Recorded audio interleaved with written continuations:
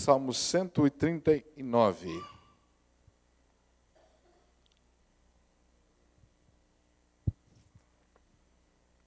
Mesmo assentados, queridos, vamos ler a palavra nesse texto. Senhor, tu me sondas e me conheces. Sabes quando me assento e quando me levanto, de longe penetras os meus pensamentos. Esquadrinhas o meu deitar, o meu andar e o meu deitar, e conheces todos os meus caminhos.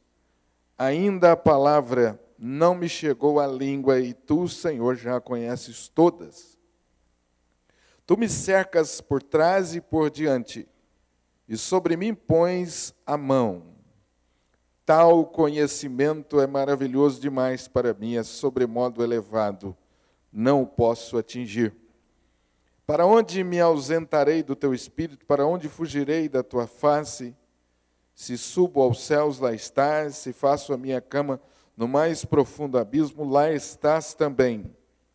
Se tomo as asas da alvorada e me detenho nos confins dos mares, ainda lá me haverá de guiar a tua mão, e a tua destra me susterá.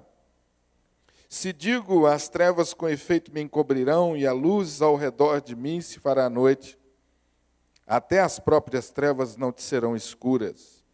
As trevas e a luz são a mesma coisa. Pois tu formaste o meu interior, tu me teceste no seio de minha mãe. Graças te dou, visto por modo assombrosamente maravilhoso me formaste. As tuas obras são admiráveis, e a minha alma o sabe muito bem. Os meus ossos não te foram encobertos quando no oculto fui formado e entretecido como nas profundezas da terra. Os teus olhos me viram e a substância ainda informe, e no teu livro foram escritos todos os meus dias, cada um deles escrito e determinado, quando nenhum deles havia ainda.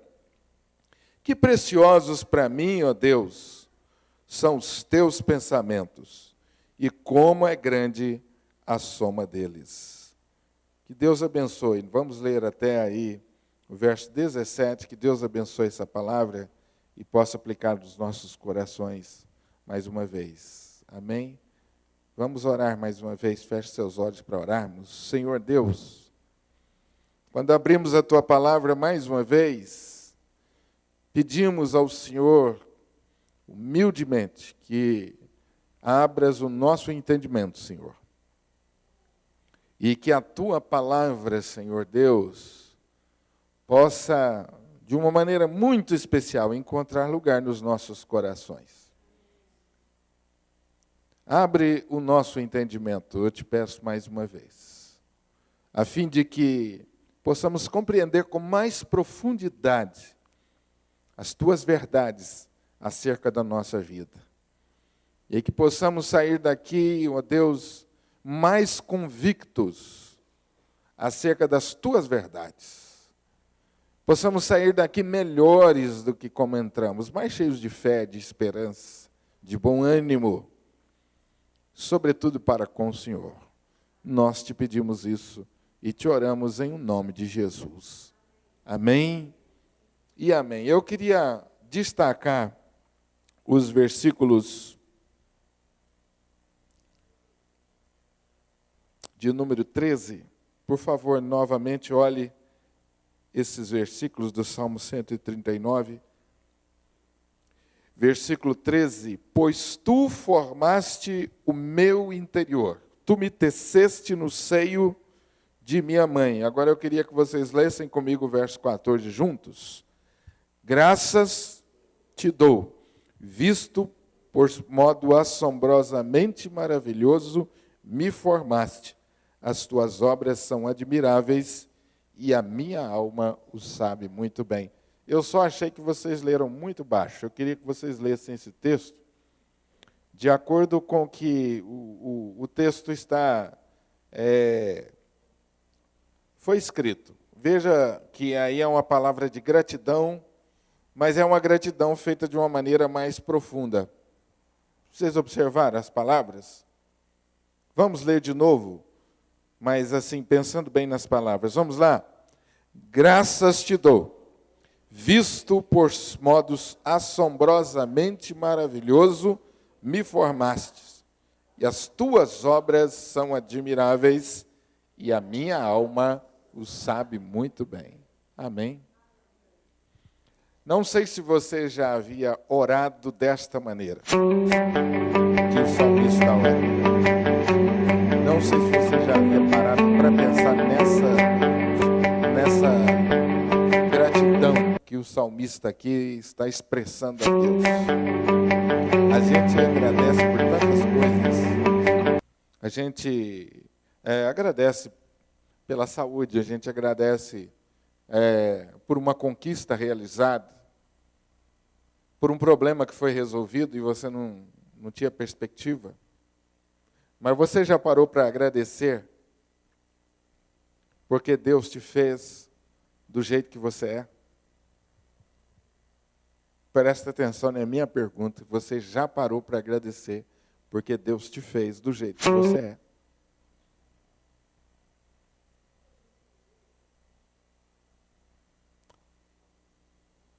Já pararam para pensar nisso? Como que às vezes nós, se não falamos, pelo menos parecemos às vezes que não gostamos muito daquilo que nós somos?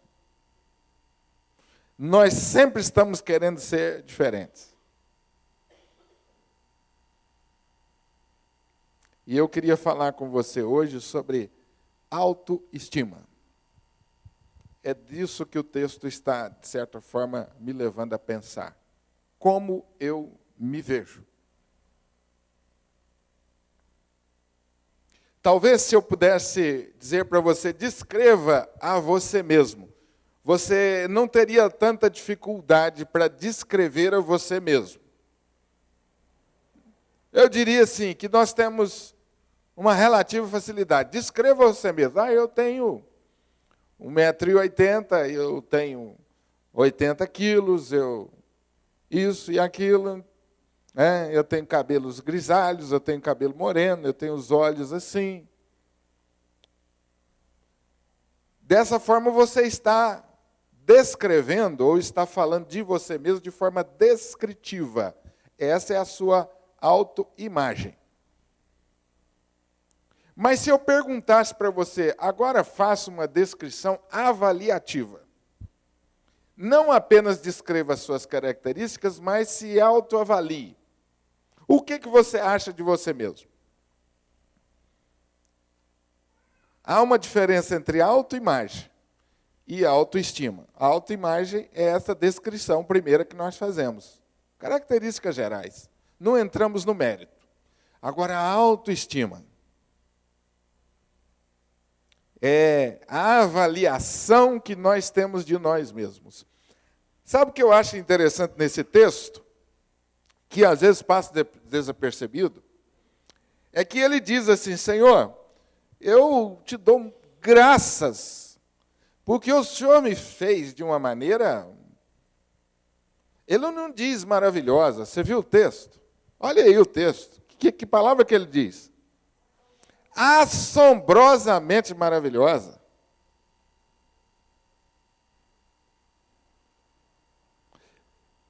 Então, o autor do texto, ele chegava no espelho e falava assim, eu sou maravilhoso. Ele chegava diante do espelho e falava assim, Deus, o Senhor caprichou demais quando o Senhor me fez. Só que o que eu acho interessante nesse texto ainda não é isso. Olha o que ele diz no final. Leia, por favor.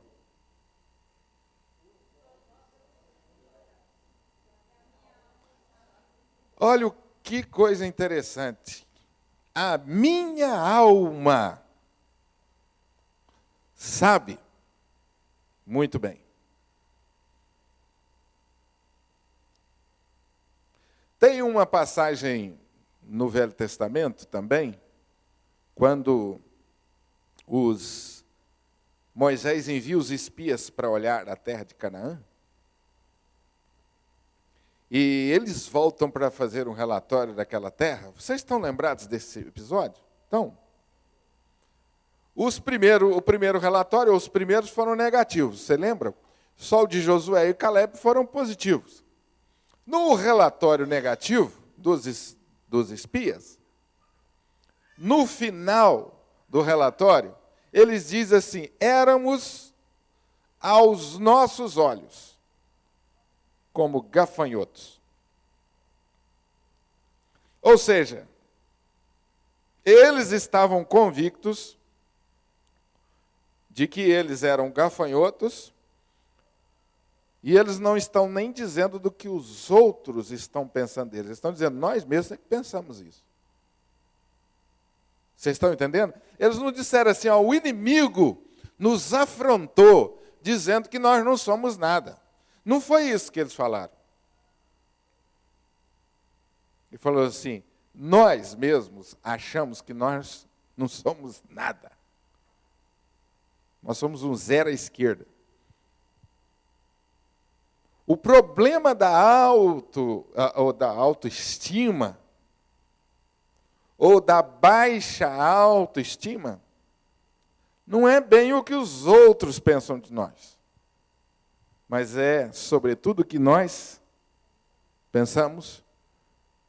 Diferente foi a história de Davi. E hoje à tarde eu li a história de Davi, e não tem uma vez que eu não leio a história de Davi que eu não me emociono e fico mais fã de Davi. Quando o reino de Israel está sendo afrontado pelos filisteus, vocês estão lembrados desse episódio? Todos os dias o gigante Golias chegava lá e humilhava o povo de Israel. E a palavra de Golias era assim, ó, não tem homem deste lado aí para me enfrentar, não. E aí o povo de Israel ficava calado, voltava para dentro das suas tendas, e o gigante voltava dando gargalhadas por causa da covardia do povo. E aquilo foi dias seguidos. E enquanto o gigante ia e falava isso todos os dias, a autoestima do povo foi lá embaixo. Porque imagina você acordar com um barulho desse.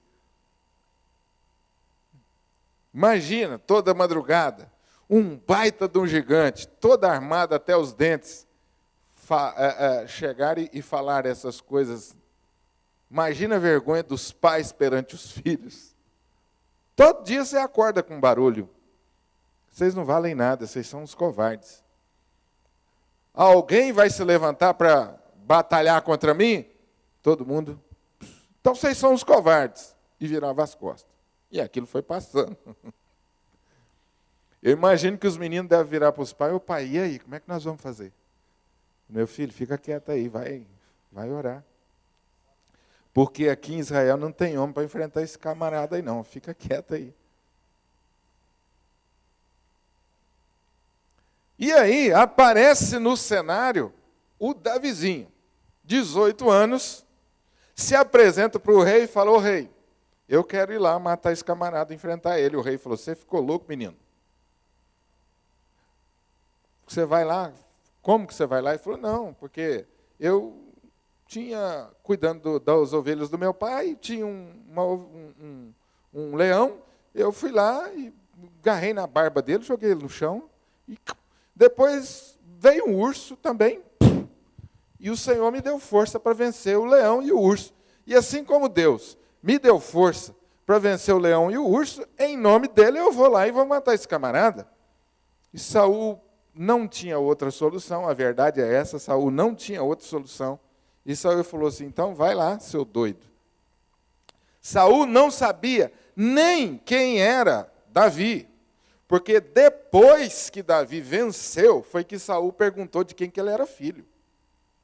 Para você ver que Saul foi um irresponsável. Falou, vai lá, menino.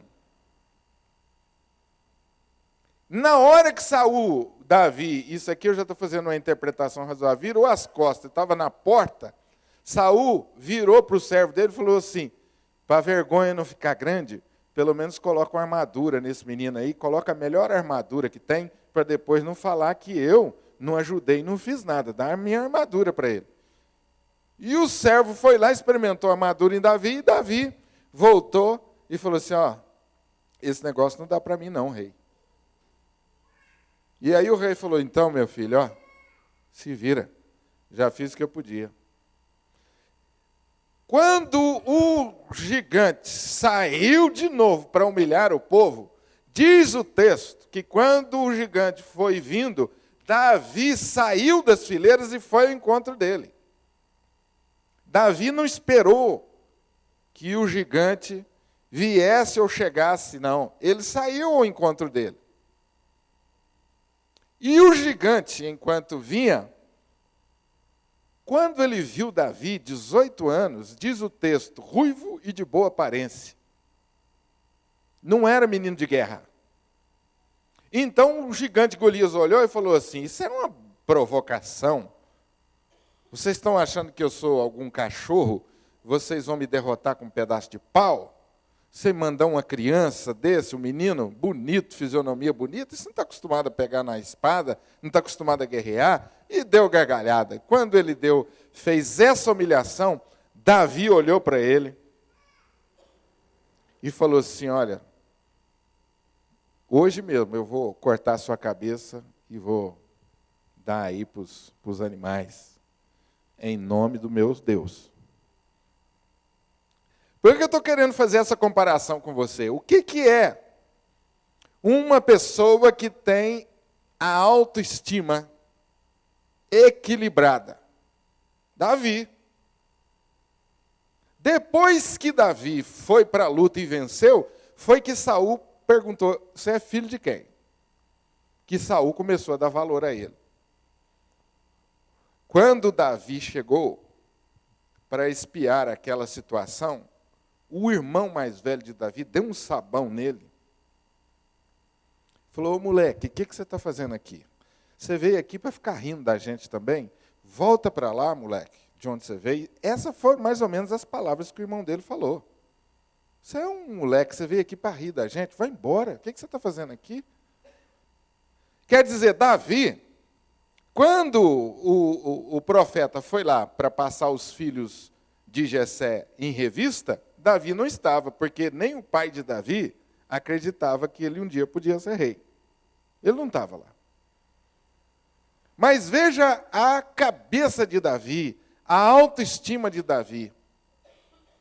Nem o fato de não ser o filho preferido, nem o fato de ser desprezado pelo irmão mais velho, porque, gente, que coisa complicada é ser desprezado pelo irmão. É ou não é? É desprezado pelo pai. O pai não deu muito valor, isso aí já matou o camarada, né? Espera aí, meu pai mandou todos os meus irmãos na frente do profeta, menos eu. Como é que isso deve ter caído na cabeça de Davi, 18 anos, gente?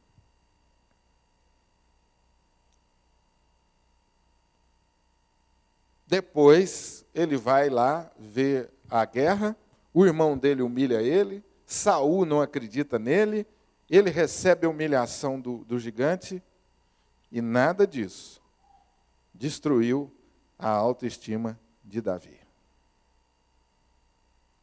Eu estou puxando essas histórias para os irmãos compararem como que faz diferença você ter autoestima equilibrada ou você ter uma visão correta de você mesmo.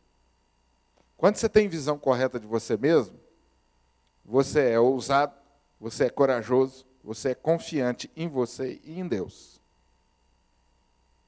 Quando você tem a baixa autoestima ou não tem uma visão correta de si mesmo, qualquer palavra te desmonta. Qualquer palavra. Você já começou um projeto, cheio de ânimo, e alguém falou assim para você, ih, rapaz, isso não é para você, não.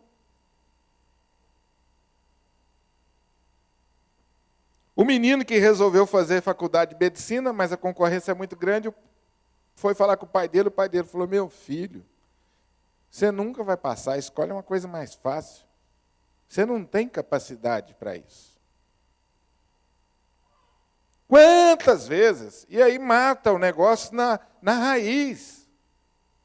Se não tiver uma boa autoestima, uma autoestima equilibrada, uma palavra só é suficiente para te jogar no chão. Está vendo a importância desse assunto? Por isso é que o salmista diz assim, a minha alma sabe. Essa convicção do que ele era de fato para Deus estava enraizado na alma. Não era um assentimento superficial, o negócio estava na alma dele. Maravilhoso isso, não é? Quando Deus chamou a Gideão, vocês lembram da história de Gideão? Gideão foi um dos juízes de Israel. A Bíblia diz que no tempo de Gideão era uma bagunça geral, porque cada um fazia o que queria. E Deus então escolheu juízes para tentar colocar ordem no povo. Um deles foi Gideão. O povo de Israel estava sendo humilhado durante 7 anos pelos medianitas. 7 anos seguidos, os medianitas faziam incursões no território dos israelitas e roubavam os alimentos deles. O povo de Israel também estava numa situação muito difícil. No meio daquele grupo lá, Gideão. Gideão pegou o alimento e ia esconder o alimento com medo dos medianitas, porque ele cresceu nesse ambiente de medo. De repente, quem que aparece para ele? Um anjo. E o anjo aparece para ele e fala assim, olha, eu estou contigo, homem corajoso, homem forte. Gideão ouviu aquilo e falou, eu, forte e corajoso, senhor? Você está brincando comigo? E Gideão começou com uma série de desculpas para fugir da responsabilidade. Qual era o problema de Gideão? Baixa autoestima. Porque cresceu num ambiente de medo. Ele cresceu fugindo do inimigo. Cresceu acreditando que ele não podia enfrentar o problema. E quando Deus aparece para ele e fala assim, você é um homem forte, corajoso, ele falou, o que é isso? Sou não. Então Deus se manifestou e trabalhou na vida dele para reconstruir, restaurar a sua estima, para que ele pudesse ser usado por Deus. Porque, gente, se uma coisa que atrapalha nós sermos úteis nas mãos de Deus é isso. É a baixa autoestima. Quando você tem problema nessa área, você tem problema com os outros de relacionamento. Se você é casado, você tem problema no casamento de relacionamento, porque você sempre se sente inferior. Você tem problema no relacionamento mais amplo, ou seja, de trabalho. O ambiente de trabalho normalmente é um ambiente competitivo. É ou não é? É competitivo. E se você tem um chefe dominador, quem já teve um chefe bravo? Já teve chefe bravo? Eu tinha uma mulher, chefe. Nossa. Uma baixinha, terrível. Terrível. Eu ia para o escritório orando. Porque eu tinha medo de 2 coisas. Primeiro, ela me inibia, me fazia sentir medroso, e eu tinha medo da minha reação. Eu falei, uma hora eu vou levantar e vou dar uns tapas nessa mulher. Porque é assim, quando você tem baixa autoestima, ou você se esconde, ou você agride, como defesa. Ou você se anula com medo, e não realiza o seu potencial, ou você agride, parte para agressão. Eu tinha medo, a primeira coisa eu já estava enquadrado. Eu estava lá intimidado. E uma baixinha. E isso me deixava indignado, porque meio machista.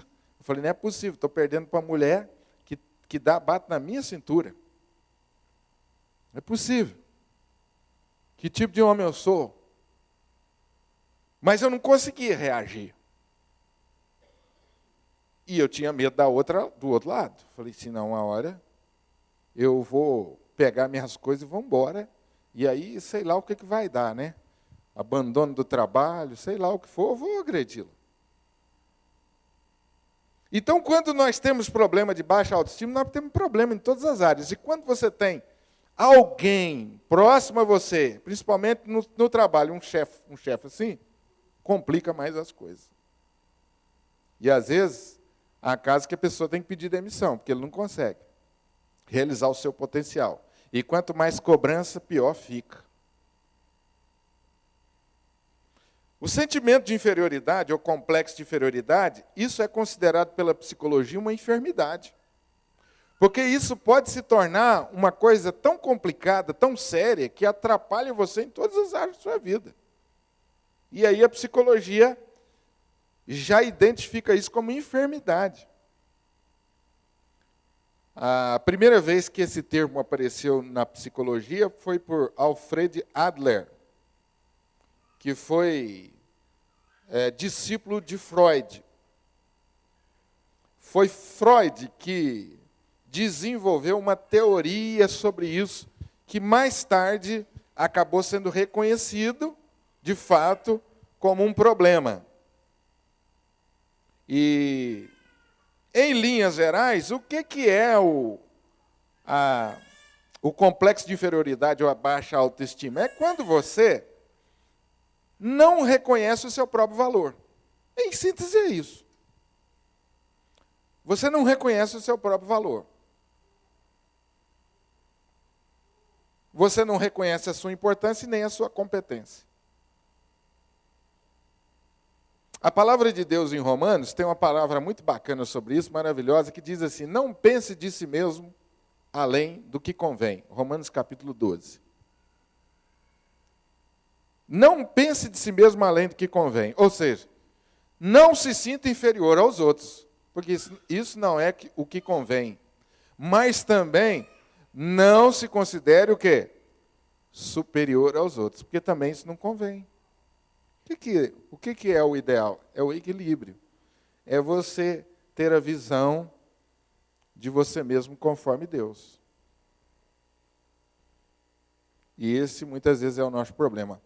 Por que às vezes, surge o chamado complexo de inferioridade ou sentimento de inferioridade?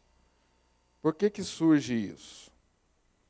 Muitas vezes, dizem aí, essa palavra já não é minha, mas eu concordo plenamente com ela, muitas vezes a raiz disso está na nossa criação ou na nossa casa, ou na maneira que nós somos criados. A maioria dos psicólogos atribui o problema de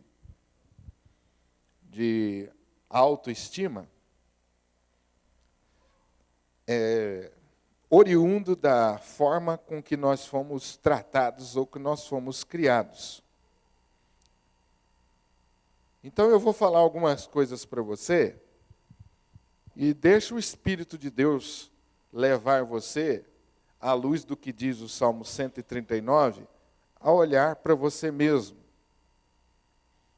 O Salmo 139 diz que Deus nos conhece e que o Espírito de Deus nos guia a olhar para dentro de nós mesmos. Então deixa Deus trabalhar na sua vida. Veja que alguns erros que os pais cometem com os filhos, que podem levar a baixa autoestima. Eu sei que tem muitos aqui que já criaram filhos. Mas, mesmo com os filhos já criados, aí na faixa de 20 e tantos anos, 25, 26, 27, 30 anos, você pode continuar cometendo o mesmo erro com eles. Segundo, você vai ser avô logo. E ensina os seus filhos, então, agora, para não errarem. Esses dias, ontem mesmo, eu conversei com um jovem, casado já, mais jovem ainda, e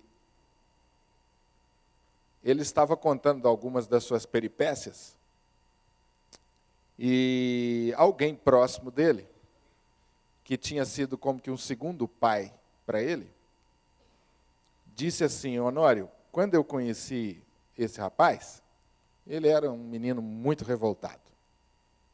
Mas eu fui trabalhando com ele, e falei para ele: um dia você vai cuidar de seu pai, porque a revolta dele era com o pai. E aí, quando nós estávamos nessa conversa, eu observei que ele baixou a cabeça, e eu percebi que aquilo realmente mexia com ele. Aí eu falei com ele: e aí, como é que foi isso? Ele falou assim para mim, ele falou: Honório, meu pai foi terrível, porque ele bebia muito, e tinha hora que ele me tratava bem demais, tinha hora que ele me tratava mal demais, então eu não entendo meu pai até hoje. Então eu tive uma infância assim, meio revoltada, porque ele me tratava que nem um cachorro. Mas tinha hora que ele mostrava amor por mim, então minha cabeça ficava confusa. E ele falou assim: eu descarreguei toda a minha ira nas artes marciais. Eu me tornei um dos melhores lutadores de karatê aqui da região. E o professor dele falou para mim: é verdade. Toda a agressividade dele ele concentrou na luta. Aí o professor dele falou assim para mim, falou: Honório, quando esse menino entrava para lutar, parecia um animal. E ele falou assim: era mesmo. E ele estava me dizendo, quando eu participava de um campeonato, eu chegava nos lugares, campeonato estadual, chegava nos lugares, estava todo mundo lá bonitinho, bem vestido. Aí eu chegava lá todo mulambento, a minha roupa era feia, meu chinelo era feio. Eu não olhava para os caras, ficava assim de cabeça baixa. Uns filhinhos de papai todo bonitinho, sentimento de inferioridade. Não encarava os outros, achava que ele era um inferior. E aí eu ficava de cabeça baixa assim. E aí os amigos que estavam lá no mesmo time meu, na mesma equipe meu, falavam: e aí? Ele falava assim: deixa comigo que eu vou acabar com eles. E ficava assim. Ele disse que quando dava o apito para começar a luta, era poucos minutos. Pum. Diz que um dia um outro professor virou para o professor dele e falou assim: o que você faz com esse menino? Ele falou assim: eu não faço nada. Ele falou assim: parece que ele tem uma canela de ferro, o chute dele é diferente. Toda a ira dele, todo o sentimento de inferioridade dele, ele canalizou na agressividade. Então a gente pensa o seguinte, queridos, que isso é um assunto. Então presta atenção os pais. Quando os pais criticam e envergonham e rejeitam e repreendem os seus filhos repetidamente. Critica, envergonha, rejeita e repreende repetidamente na frente dos outros, principalmente. Você quer destruir a autoimagem de uma pessoa? De uma criança, chama a atenção dela na frente dos outros. É só uma questão de tempo. Você quer destruir a autoimagem de um filho? Chama a atenção dele na frente dos outros e fala assim: o seu irmão é diferente, ele não faz isso. Você precisa fazer igual ao seu irmão. É um prato cheio, é só uma questão de tempo. Ele vai mal na escola, ele vai começar a chutar a canela dos outros. Você já viu o menino que chuta a canela dos outros? Você vai cumprimentar, que coisa linda, ele pum na sua canela.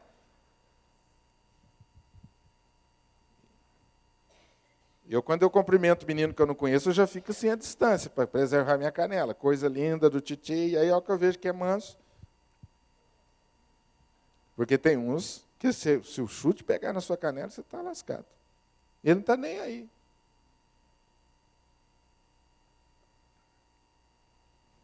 Existe outra maneira de você educar um filho e estabelecer limites sem ficar criticando e sem ficar envergonhando ele. Existe outra maneira. Quando você estabelece um padrão para o menino, inatingível, você estabelece uma meta. O menino tira só 4 em matemática. Você fala assim: o mês que vem eu quero um 10. Oi, mas ele só tirou 4 até hoje, você quer que ele pula para o 10? Isso é uma meta inatingível. Ele já entrou derrotado. O boletim dele vive de vermelho. Nem existe isso mais, né? Boletim não existe isso mais, não existe? Existe. Com a modernidade que tem, eu pensei que os pais entravam no site da escola e viam a nota dos filhos. Os filhos ainda levam boletim para o pai? É mesmo. Que bacana. Então está lá, cheio de vermelho. Não, a partir do mês que vem eu quero tudo azul. Não dá, filho. Vai devagar. Não tem como. Então estabeleça padrão e meta atingível. Porque senão nós provocamos a ira deles. Tem pai que dá uma meta para o filho, ou o filho vai fazer uma coisa, ele já fala para o filho antecipadamente que o filho vai fracassar. Pode ir, mas eu já sei que não vai dar certo. Já viu o pai fazer isso? Ele expressa a expectativa de que o filho vai fracassar. Tem alguém aqui que foi criado nesse ambiente aqui? Não me admira. Castiga muito e severamente. Tem pai que não impõe limite nenhum. O menino faz o que quer, toma conta. Os pais tornam-se refém do filho. E tem pai que castiga demais. É muito severo. Falta de equilíbrio. Tem pai que insinua o tempo todo que aquela criança é um estorvo. É estúpida e incompetente.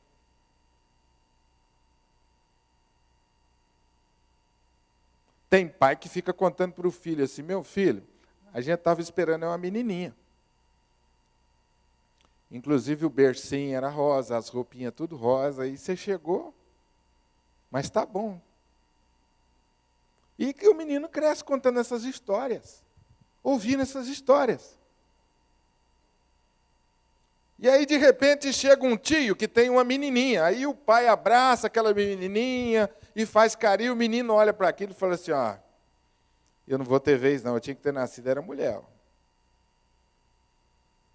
que o pai está dizendo para o filho? Se isso repete e acentua, ninguém estava te esperando, você nasceu, você está fora de lugar aqui. Evita carinhos e abraços e toques afetivos. Tem pai que nunca beijou o filho, principalmente quando é homem. Mulher ainda passa, e quando é homem? Até hoje eu beijo meu filho, ele me beija. E beijo meu pai, e meu pai me beija também. O meu filho levou a namorada dele em casa para participar de uma festa, eu cheguei e beijei meu pai me beijou, ela chamou o meu filho do lado e falou assim, não, mas que coisa engraçada o relacionamento do seu pai com o seu avô, hein? Eu falei, por quê? Ele falou, não, ele chegou e se beijou. Eu falei, você acha engraçado por quê? Eu falei, não, na minha casa tem esse negócio, não. Em casa tem esse negócio, não. Eu lembro quando eu deixava meu filho no curso, na escola, segundo, terceiro ano fundamental, e eu beijava ele. E eu percebi o seguinte, que à medida que ele foi crescendo, eu ia parando o carro mais longe da escola. Eu falei, meu filho, por quê? Parar um quarteirão? Não, pode deixar, pai, vou andando, não precisa até só voltar o carro. Mas é por causa do beijo. Um dia eu falei com ele, falei, cara, você está com vergonha de beijar? Pai, meus colegas me enchem o saco, se eu ficar me beijando aqui, pô. Espera aí, pai.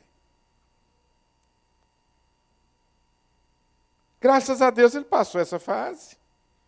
E interessante, meus amados irmãos, é que na hora de eu buscá-lo na escola, o meu carro enchia de menino. Enchia, levava 5, 6, ô tio, beleza, beleza.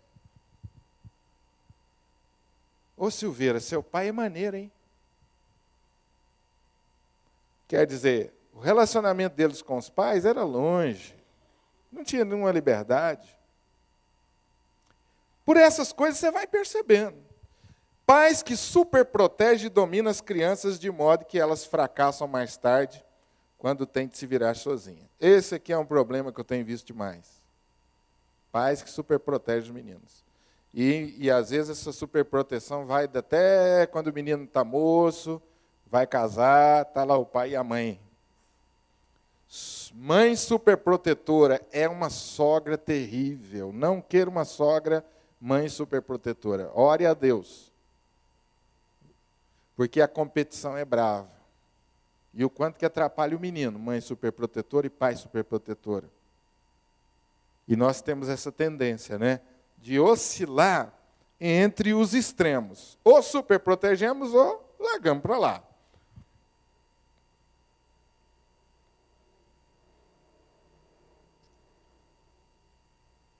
Alguém, ouvindo essas coisas aqui, poderia dizer, pastor, o quadro da minha casa foi mais ou menos isso aí.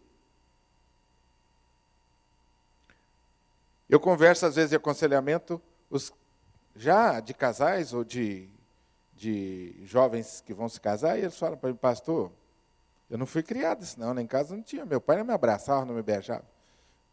Principalmente nos cursos de noivo que eu ministro, eu falo sobre a questão da afetividade. E aí um ou outro fala assim, pastor, eu vou ter que aprender, porque lá em casa o negócio era na pancada. Não tinha beijo, não tinha abraço, não. E eu fico triste quando eu ouço isso de uma moça que vai se casar. Seu pai te abraça muito, te beija, falou, pastor, nem lembro a última vez que eu ganhei um presente. Meu pai, um abraço, um beijo. Terrível isso. Porque quando ela vai para o casamento, ela também repete esse comportamento, a tendência. E para mudar isso é difícil, gente. Bom, a boa notícia é que, em Cristo Jesus, seja qual for a sua história, é possível mudar. Amém? Essa é a boa notícia de tudo isso. Pois não, querida, pode perguntar.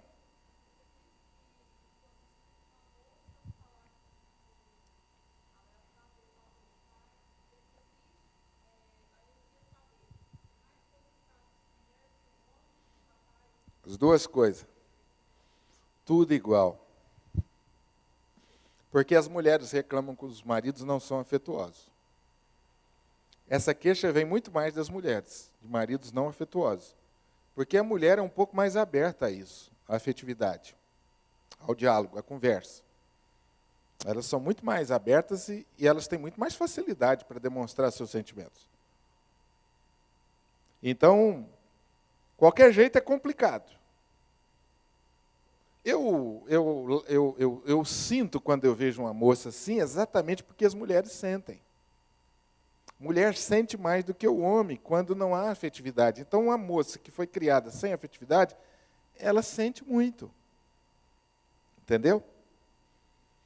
E há alguns casos radicais em que essas moças, que não encontraram o afago dos seus pais, vão encontrar num homem, às vezes até antes do casamento. Se entregam, por exemplo, à relação sexual antes do casamento. E aí você tem uma série de questões aí que, quando você vai a fundo, você percebe que tem alguma coisa lá atrás que não foi bem resolvida. Não justifica? Não. Nada do que eu estou dizendo aqui justifica, gente, porque quando nós estamos em Cristo, a nossa história pode ser diferente. A história de Gideão foi diferente. Lembra da história de Jabes, ou de Jabes? Jabes tinha tudo para dar errado, mas foi um homem abençoado. Primeira Crônica, se não me engano, capítulo 4. Fala da história de Jabes. Pois você dá uma conferida lá. Essa é a boa notícia. Vamos pensar em como nós podemos mudar essa história. Abre a sua Bíblia em Efésios agora, capítulo 2.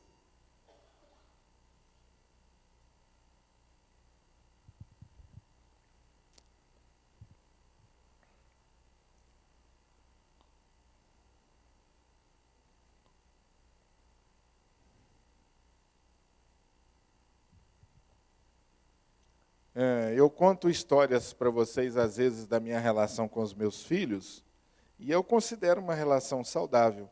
E às vezes não falo da minha esposa, mas vocês podem ter certeza que é tão saudável também, viu? Que às vezes eu falo muito da minha relação com meu filho aqui, não falo da minha esposa, mas vocês podem ter certeza que, graças a Deus, os filhos não têm que reclamar disso, não. Cresceram num ambiente afetuoso. Agora, é lógico, né, gente, que você pode ter criado os seus filhos em ambiente afetuoso e amoroso, e assim mesmo, ter alguém lá dentro da sua casa com um sentimento de inferioridade muito profundo. Porque você sabe onde está a raiz do sentimento de inferioridade? A raiz mesmo. Você sabe onde está? Vamos ver se você está acompanhando os estudos aí. O Cássio, nossa, está falando da rejeição. Mas eu queria falar no sentido bíblico. O que a Bíblia ensina sobre a raiz da rejeição? Onde que a raiz da inferioridade? Não saber que Cristo te ama. Não, eu queria saber da raiz. A resposta está certa, mas eu queria que vocês fossem mais fundo. Onde está a raiz dos nossos complexos? No pecado. E aonde você encontra isso biblicamente? Gênesis capítulo. Eu vou voltar aos estudos todos, viu? Que isso aí já era para vocês estarem sabendo. Todos os assuntos que nós tratamos aqui, fracasso, depressão e outros, eu ministrei isso para vocês. A raiz dos nossos complexos está em Gênesis 3. Você lembra quando o homem desobedeceu a Deus? E Deus veio ao encontro do homem, o que aconteceu? Primeira resposta do homem, Deus falou: Adão, onde tu estás? O que Adão respondeu? Vocês estão lembrados? Pode responder. Tive medo e me escondi. Por quê? E estava nu. Eu tive vergonha de mim mesmo, Senhor. Eu percebi quem eu era. Eu não me vejo mais do jeito que o Senhor me via. Porque agora eu me sinto feio, eu me sinto inferior. Por isso eu me escondi. E tive medo e me escondi. Por que a Bíblia diz, estava nu? É para mostrar que o pecado afetou a visão que nós temos de nós mesmos.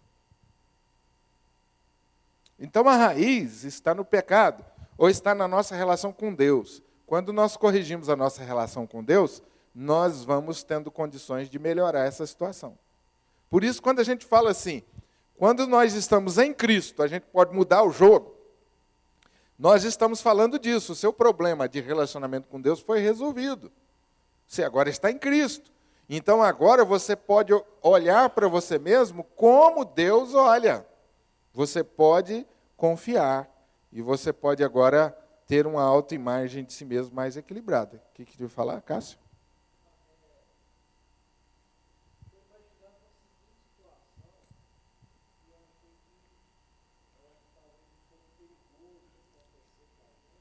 Certo.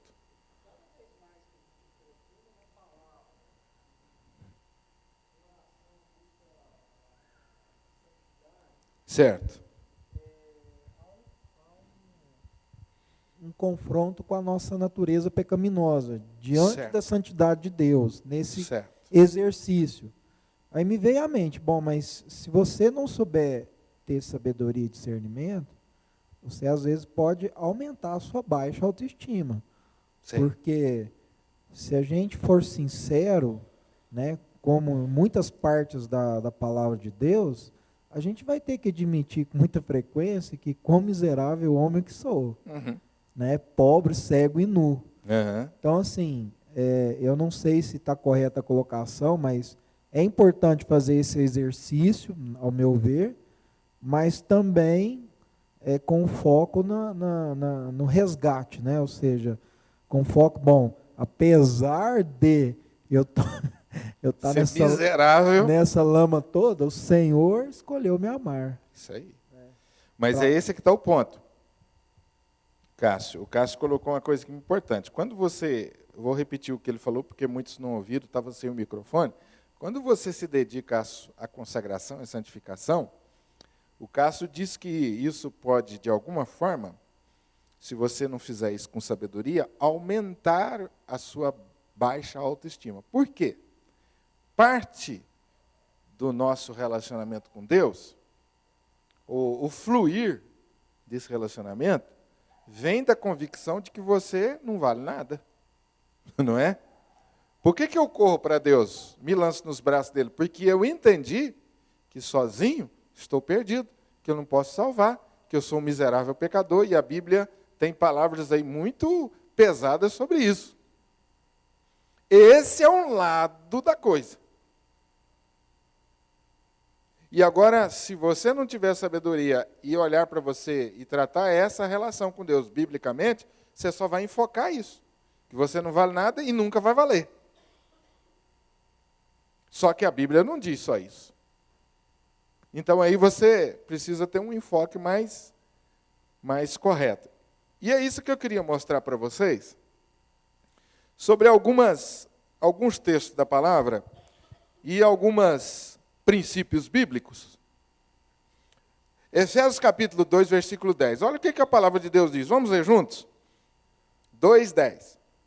Pois, feitura dele, criados para as boas obras, as quais Deus de antemão parou para que andássemos nela.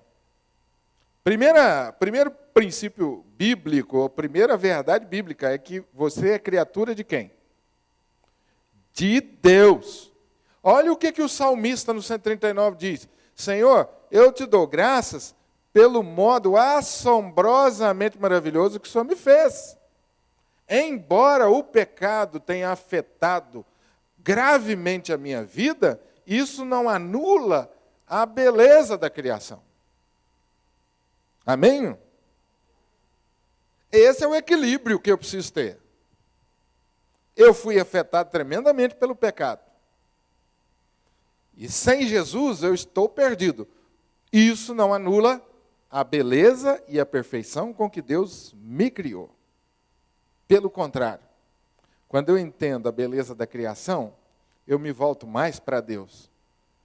Eu considero mais a minha necessidade de Deus. E é isso que é importante nesse processo. Ele me amou. João 3,16. Ele me amou. Ele me ama. Muitas das pessoas que têm problema de baixa autoestima dizem que ninguém gosta dele. A Bíblia, quando fala do amor de Deus e da criação de Deus, tem uma palavra lá em Efésios que, inclusive, o pastor Walter repetiu ela várias vezes para nós aqui no domingo. Assim como nos escolheu nele, antes da fundação do mundo. Olha que coisa maravilhosa. Gente, isso aqui deveria encerrar o assunto.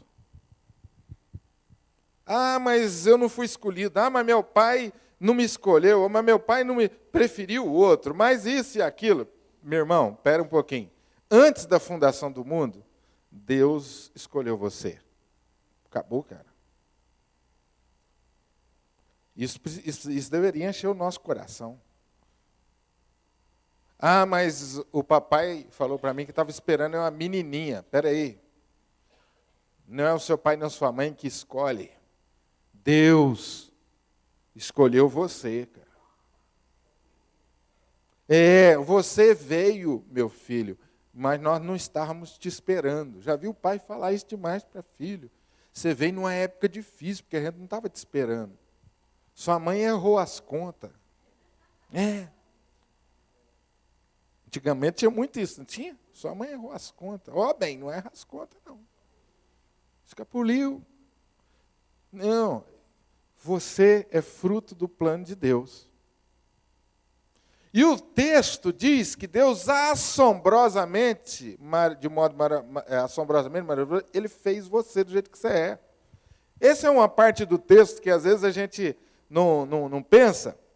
Lá no Salmo 139, voltando, veja lá o que diz. Fala que Deus teceu você ainda no ventre da sua mãe, gente. O que a palavra teceu significa, hein?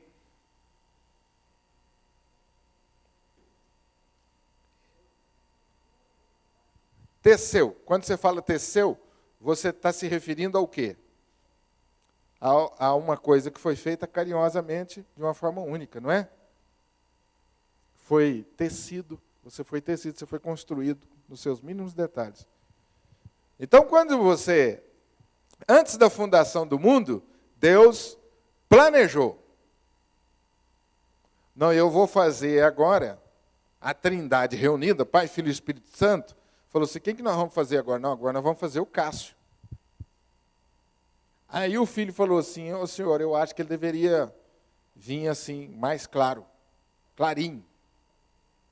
Ah, é? Não, aí o pai e o Pai e o Espírito Santo falou assim, não, tá certo. Então ele vai vir clarinho. Houve um acordo da Trindade, sabe, Cássio? Não, quando ele nasceu, tinha cabelo. Isso aí já é consequência do pecado na vida da gente, que vai vindo o envelhecimento, vai vindo as rugas, vai vindo a barriga e outras coisas aí que a gente pode parar por aqui. Maldição hereditária. Aí vem a genética, né? Que tem a ver também. Mas Deus planejou lá um nome, planejou as características todas. E Ele fez. Ele que fez. Você acredita nisso? Coisa maravilhosa. Você não veio porque alguém errou as contas. Você não veio porque não deu certo o plano. A Bíblia diz que Deus nos amou não pelos nossos méritos. Olha que coisa bacana, maravilhosa. Não foi porque você é bom. Ele te ama. Então quer dizer, você não precisa ficar se matando para merecer o amor de Deus. Porque Ele já te ama, cara. Esse é um princípio da palavra de Deus que nós erramos muito. Que a gente quer se matar com boas obras para fazer merecer o amor de Deus. Você já orou alguma vez com aquela sensação assim, eu estou pedindo isso para Deus, mas eu acho que eu não mereço. Mas eu vou pedir. Já orou assim? Pensando? Eu acho que eu não mereço esse negócio, mas eu vou pedir. O pastor fica falando tanto lá de orar, eu vou orar, mas eu acho que eu não mereço. Eu acho que eu não mereço o cuidado de Deus. A gente acha que a gente faz por merecer o amor de Deus. E que erro grave. A Bíblia diz que antes da fundação do mundo, Ele te amou. E ponto final, e nada vai mudar isso. O amor de Deus e a decisão de Deus de amar é uma coisa tão forte que nem o meu pecado muda isso, nem o seu pecado. Quando você fala assim, não, eu vou me revoltar contra esse Deus, eu não quero esse Deus, eu vou virar as costas para esse Deus, eu quero ver. E Deus fala assim, tá bom, eu continuo te amando. Eu continuo te amando. Coisa maravilhosa, não é? O princípio da graça de Deus. Ele nos amou tanto, ao ponto de não nos chamar de servo, mas de amigos. A preferência dele, o desejo dele é que sejamos amigos. Coisa maravilhosa, né, meus irmãos? Bom, o assunto é tão importante, assim, tão amplo, que eu queria caminhar para o final, dando algumas dicas aqui para vocês. Antes disso, eu queria falar mais um pouquinho, rapidamente, sobre alguns sinais, alguns sintomas, que você poderia verificar numa autoanálise, logicamente dirigida pelo Espírito Santo, porque a autoanálise que não é dirigida pelo Espírito Santo termina em tristeza. Você termina pior. Mas quando o Espírito Santo dirige, você faz um mergulho assim lá na escuridão e levanta, mais animado. O Espírito Santo não é espírito de desânimo, é espírito de coragem, de ânimo. Então, quando eu falo assim no autoanálise, eu estou falando desse tipo de autoanálise dirigida por Deus. Se você tem sempre uma atitude pessimista diante da vida, e sempre enxerga tudo com muita dificuldade, e acha que nada vai dar certo, quando você se ressente, ou você percebe que falta confiança quando você está no meio de um grupo. Falta confiança para você se apresentar socialmente.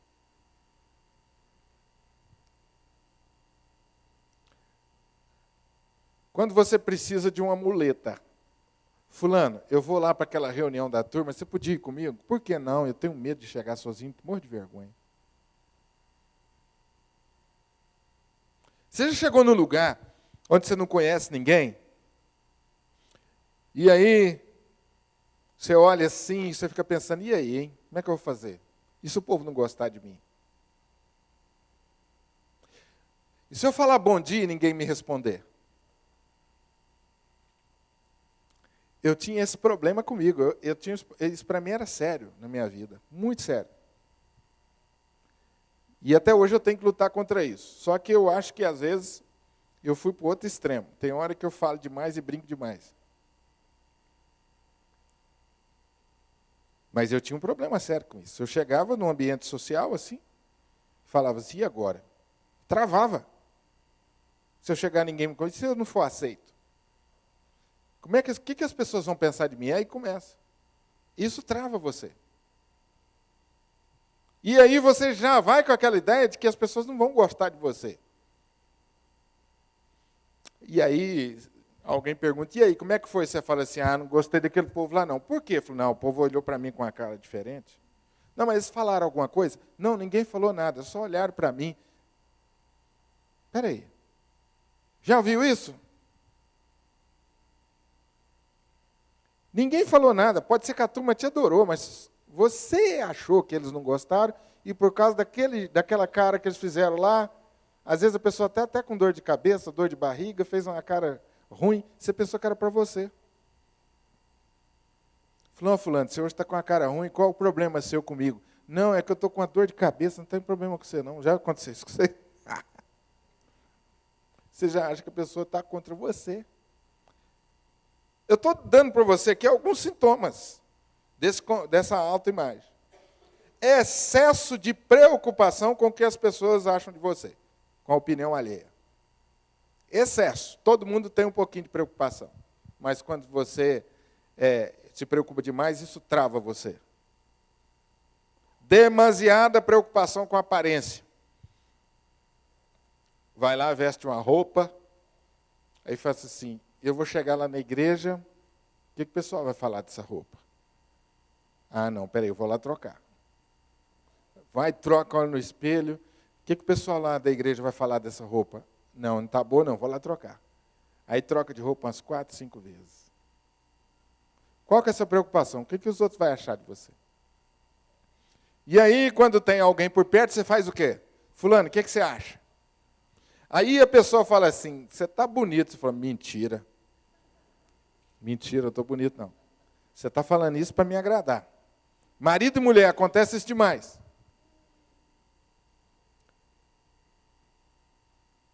Estou cansado de saber que eu não estou bem. E ele fica mentindo para me enganar. É porque está com vontade de ir embora, é porque acha que nós estamos atrasados.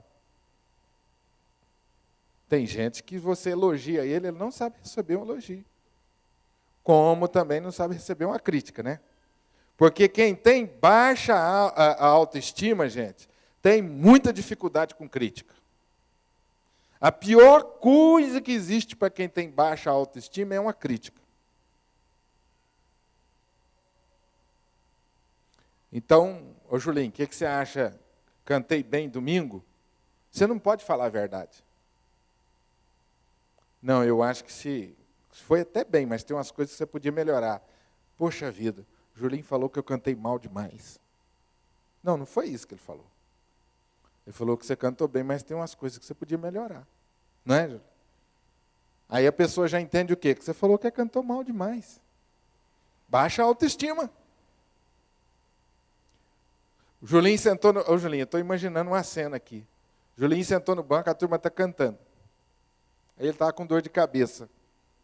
Aí desceu alguém da música e falou que não, Julinho achou terrível.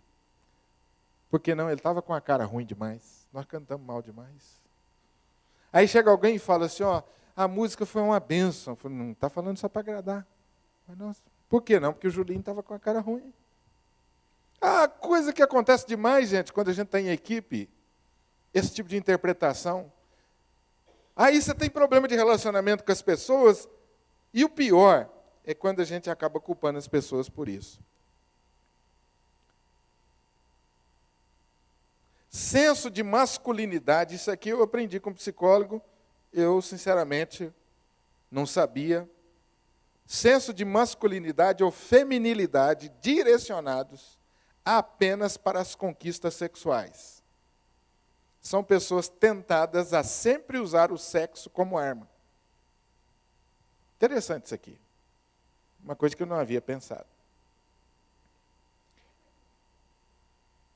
A pessoa que usa o sexo como arma de conquista, o senso de masculinidade, para conquistar apenas no âmbito sexual.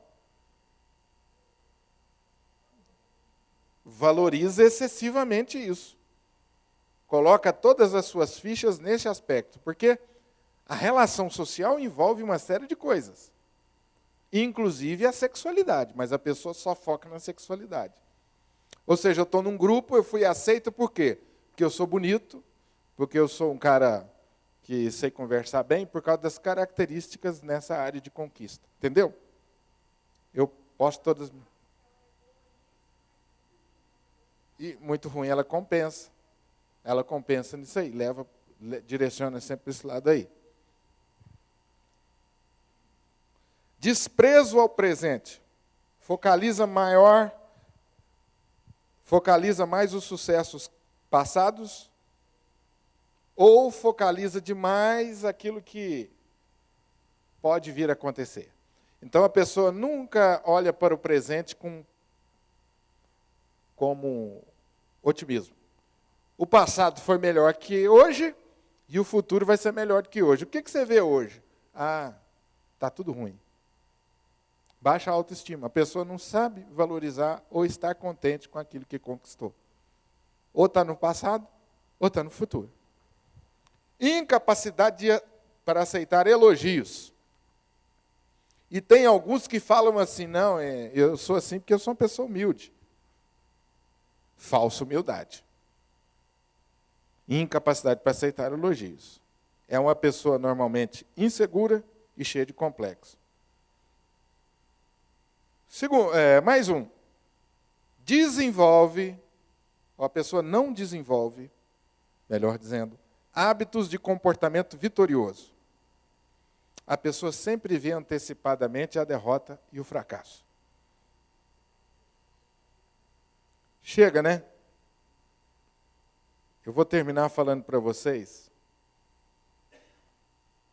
aqui algumas dicas que eu achei muito importantes, muito boas, para a gente terminar.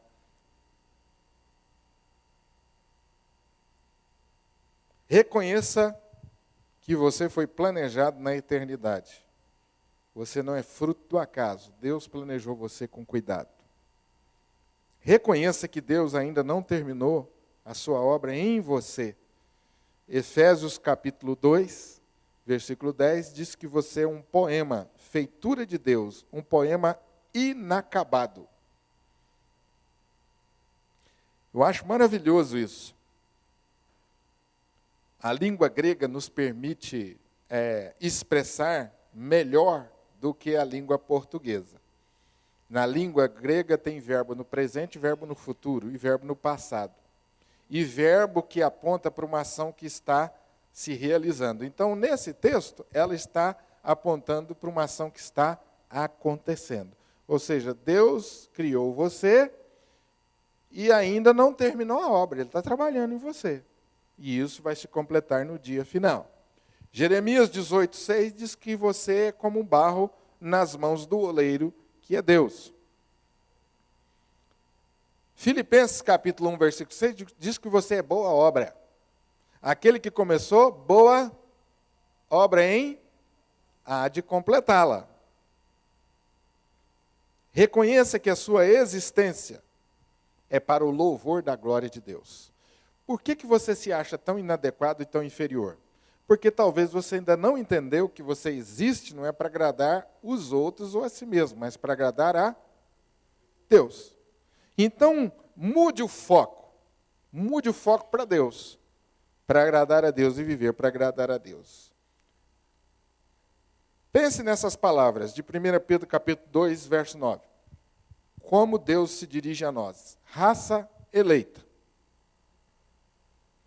Propriedade exclusiva de Deus.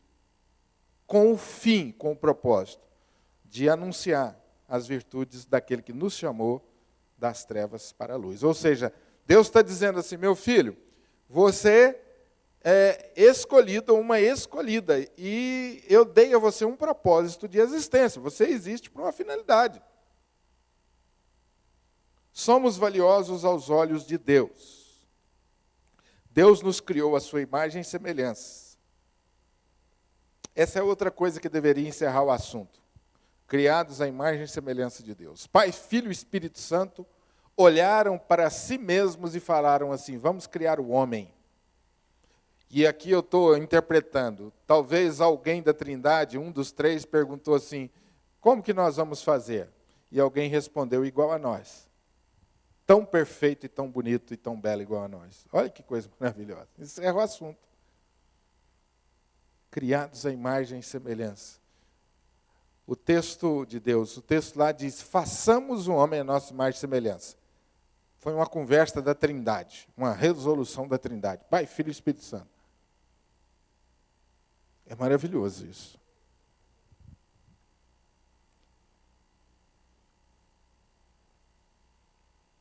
Procure, como nós começamos a fazer hoje à noite, procure as origens e as causas do seu autoconceito negativo.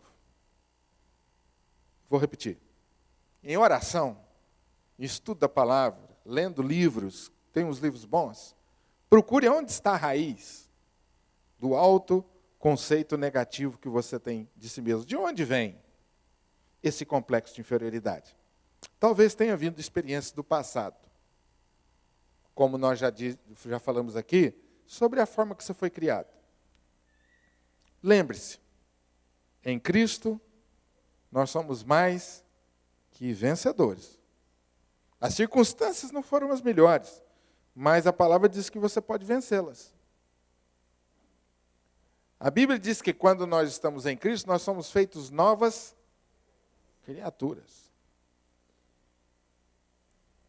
Muitas vezes a atitude negativa sobre nós mesmos envolve pecados não confessados. Isso aqui é muito bacana, muito importante, muito sério.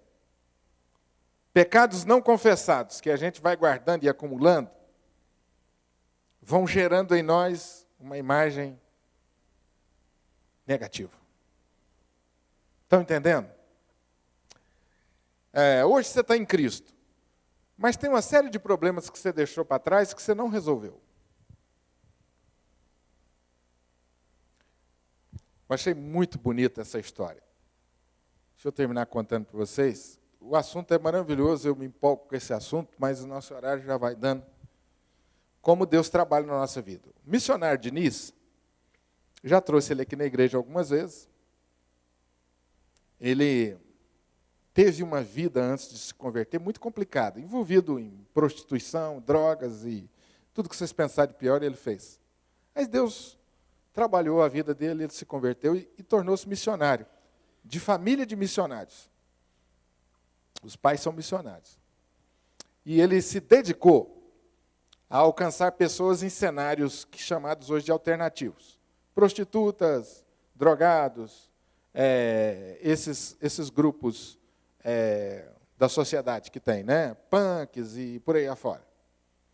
Como ele mesmo fala, esses doidos aí que tem na sociedade, Deus chamou ele para evangelizar essa turma. Que às vezes a gente passa ao largo, né? E acha assim, não, esse povo esquisito. Teve um dia, depois de casado, que Deus colocou no coração dele, da esposa, que eles iriam fazer um projeto de adoção. Que eles iriam ensinar para as igrejas, iam incentivar pais, famílias, a adotarem crianças abandonadas. Deus colocou isso no coração deles. Dele e da esposa. E ele disse que foi uma coisa tão forte que, à medida que o tempo passava, Deus ia confirmando isso e ia dando para eles as ferramentas para trabalhar. E diz que um dia eles já estavam muito animados com isso. Diz que um dia o telefone tocou na casa dele. Atendeu o telefone. Era alguém dizendo que era filho dele. E eu achei interessante que ele veio aqui na igreja no final de semana, e eu conversando com ele, e eu falei para ele, você está indo para onde? Ele falou assim, amanhã, segunda-feira, eu estou em Belo Horizonte. Eu falei, o que você vai fazer lá? Ele falou assim, rapaz, nem te conto. Tem um cara lá que diz que é meu filho. Eu falei, você está brincando? Ele falou, tem um cara lá que... Eu falei, mas e como assim? Ele falou, não, você sabe que eu fui muito doido antes de converter. Então não me admira de eu ter filho por aí, não. Eu falei, sério? Ele falou, e aí, o que você vai fazer? Vou pedir um DNA. Eu falei, e se der positivo? Se der positivo, eu vou abraçar. Eu falei, estou orando por você, filho. Foi embora. Passou um tempo, encontrei com ele. Diniz, e aí? A conversa vai. O que deu aquele negócio de Belo Horizonte? É meu mesmo. Eu falei, como assim? Ele falou, é meu mesmo. E é doido igual eu. Me puxou, doidão igual eu. Já abracei. Eu falei, e a esposa? Ela falou, mais ou menos, o negócio está caminhando. Beleza. Passou um tempo, Diniz, como é que está a situação aí e tal? E o filho novo, o que está dando na família? Ele falou assim, Honório, te conta maior. Eu falei, não, ligou um de Curitiba agora, disse que é meu filho também. Eu falei, camarada, você está brincando comigo? Ele falou, tem um lá em Curitiba. Só que é completamente diferente de mim. O primeiro é doidão igual eu. Gosta das coisas tudo maluca. Agora, o segundo não. Fala francês, toca piano. Eu sei não. DNA é dele mesmo. E eu falei, Diniz, que revolução na sua vida, cara. Eu estou quase arrependido de ter feito seu casamento.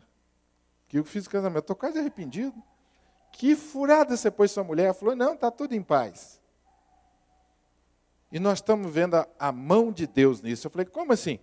Ele falou, Honório, eu vou desenvolver um projeto de adoção no Brasil inteiro, com um filho por aí que eu nem conheço.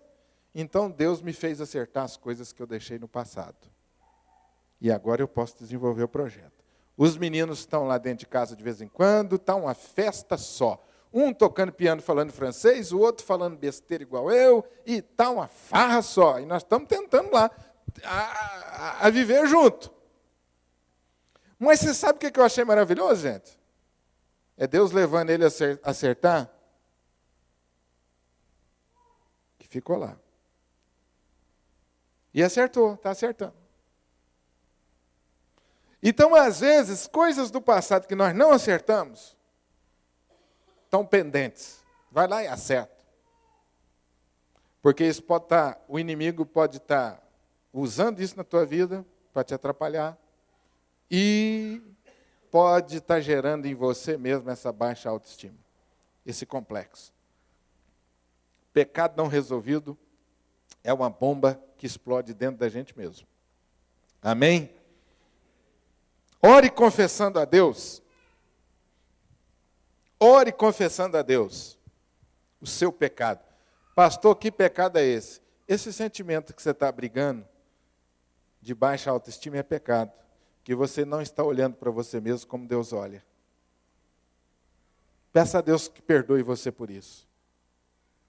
Já pensou que a gente precisa confessar esse pecado? Quando a gente se sente inferior aos outros, é pecado, irmãos. E quando a gente se sente superior aos outros, também é pecado. Agradeça a Deus pelo modo que Ele fez você. Pelo que Ele está fazendo agora.